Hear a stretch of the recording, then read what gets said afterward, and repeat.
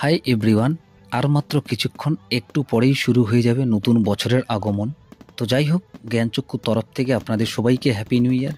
তো আজকে আমরা আলোচনা করব আতশবাজি নিয়ে, কেননা অনেকেই এই আতশবাজি দিয়েই নতুন বছরকে স্বাগতম জানায় বা সেলিব্রেশন করে।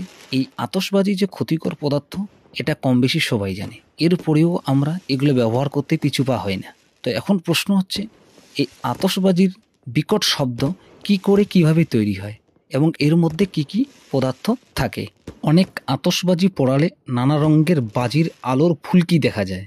বাজির ভেতরে যে বারুদ থাকে তা হলো কাঠকয়লা কিংবা চিনি, পটাশিয়াম নাইট্রেট ও গন্ধকের মিশ্রণ।